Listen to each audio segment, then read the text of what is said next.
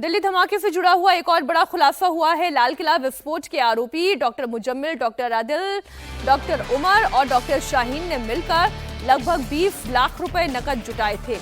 बाद में ये सारा पैसा उमर को हैंडओवर किया गया था। आतंकी डॉक्टर्स ने इन पैसों का इस्तेमाल गुरुग्राम, नू और उसके आसपास के इलाकों से आईडी बनाने वाले सामान खरीदने में लगाए। 20 क्विंटल से ज्यादा एनपीके उर्वरक खरीदा। करीब 3 लाख का एनपीके उर्वरक खरीदा गया। उर्वरक यानी कि नाइट्रोजन, फास्फोरस और पोटेशियम खरीदा गया। खबर यह भी है कि इस दौरान डॉक्टर उमर और डॉक्टर मुजम्मिल के बीच पैसों को लेकर विवाद भी हुआ था। पुलिस सूत्रों के मुताबिक उमर ने सिग्नल ऐप पर 2 से 4 सदस्यों वाला एक ग्रुप भी बनाया था। दिल्ली ब्लास्ट में एक और किरदार है। इस पूरी साजिश के मास्टरमाइंड में से वो एक है और वो है मैडम सर्जन यानी डॉक्टर शाहीन।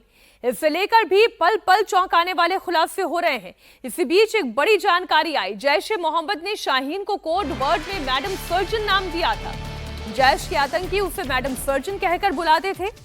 डॉक्टर शाहीन भारत में ऑपरेशन हमदर्द को अंजाम देने की फिराक में थी।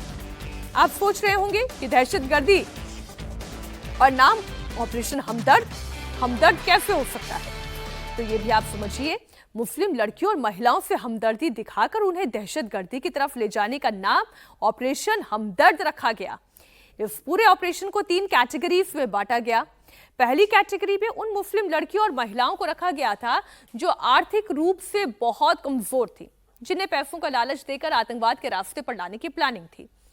दूसरी कैटेगरी में उन मुस्लिम लड़कियों और महिलाओं को रखा गया था जो आमतौर पर बुर्का नहीं पहनती थी और उनकी ख्वाहिश बहुत बड़ी होती थी, उन्हें विदेश ले जाने का और दूसरी ख्वाब दिखाकर लालच में फिर अपने संगठन से जोड़ना था। और तीसरी कैटेगरी में उन मुस्लिम लड़कियों और महिलाओं को रखा जाता था जो आराम से जिहाद के रास्ते पर आ जाती, ठीक वैसी जैसे डॉक्टर शाहीन शाहिद खुद रेडिकलाइज थी। खुद इस तरीके के वीडियो पहले ही देखकर उसका ब्रेन वॉश हो चुका था। आतंकी शाहीन की टीम 5 को भी डिकोड कर लिया गया है। सुरक्षा एजेंसियों की जांच में शाहीन के चैट बॉक्स में टीम डी का जिक्र हुआ है। टीम डी में शाहीन के साथी थे जिन्हें कोड वर्ड के लिए टास्क दिया जाता था। बातचीत के लिए भी सभी आतंकी कोड वर्ड का इस्तेमाल करते थे। जैसे आतंकी के लिए स्पेशलिस्ट चैट बॉक्स में heart specialist, eye specialist, physician जैसे शब्दों का इस्तेमाल होता था। और पैसों का इंतजाम करने के लिए ऑपरेशन की तैयारी शब्द का इस्तेमाल होता था। छोटे हथियार के लिए मेडिसिन स्टॉक, रेकी की जगह के लिए ऑपरेशन थिएटर का शब्द इस्तेमाल होता था। जैश-ए-मोहम्मद के टॉप कमांडर के संपर्क में शाहीन की टीम डी रहती थी। दिल्ली ब्लास्ट केस में डॉक्टर शाहीन को लेकर एक एक करके बड़े बड़े खुलासे हो रहे हैं। शाहीन लिट्टे की तर्ज पर जैश की महिला विंग खड़ी करने में लगी हुई थी।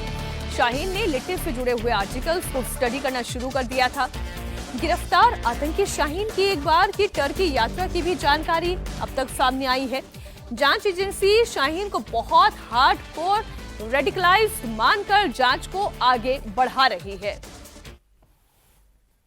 फरीदाबाद टेरर मॉड्यूल में डॉक्टर शाहीन का नाम आने के बाद से उत्तर प्रदेश पुलिस और एटीएफ फुल एक्शन में है, जहां जांच एजेंसियों ने आतंकी शाहीन के भाई परवेज की गाड़ी को जब्त किया, थाने लेकर गई। जानकारी के मुताबिक परवेज की कार से एजेंसियों को कुछ और डॉक्यूमेंट्स मिले हैं, कुछ गैजेट्स मिले हैं।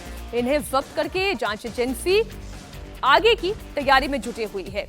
यूपी नंबर की कार के शीशे पर लखनऊ के गोड़म्बा की इंटीग्रल यूनिवर्सिटी का गेट पास लगा हुआ था और ये गाड़ी सहारनपुर से खरीदी गई है, जिसके डॉक्यूमेंट चेक किए जा रहे हैं।